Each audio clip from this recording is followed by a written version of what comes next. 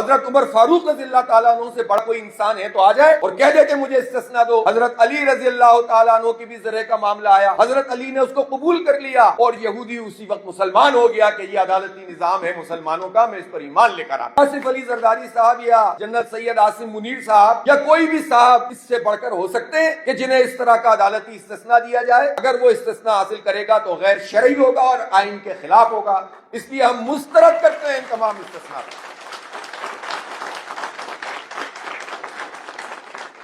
یہ جو استثناء ہوتا ہے یہ کیا طریقہ ہوتا ہے، اس کی کیا حیثیت ہے قانونی اور شرعی؟ دیکھیں ایک اصول یاد رکھیں، اسلامی حکومت اگر موجود ہو یا اسلامی قانون کو وہ تسلیم کرتا ہو کوئی ملک، جیسا کہ ہمارا آئین کرتا ہے کہ قرآن و سنت کے برخلاف کوئی قانون سازی نہیں ہو سکتی، تو اس میں صدر مملکت ہو، فیلڈ مارشل ہو، آرمی چیف ہو، گورنرز ہو یا کسی بھی فورس کا چیف ہو، وہ عدالت سے استثناء حاصل نہیں کر سکتا۔ اگر وہ استثناء حاصل کرے گا تو غیر شرعی ہوگا اور آئین کے خلاف ہوگا، اس لیے ہم مسترد کرتے ہیں ان تمام استثناءات۔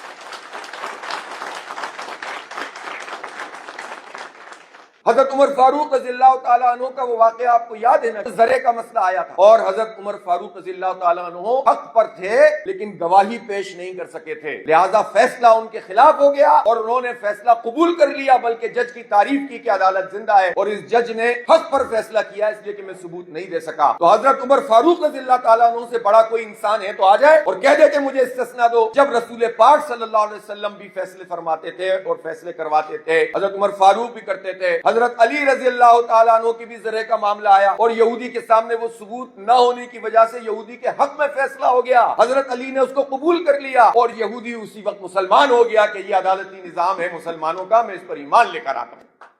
آپ مجھے یہ بتائیے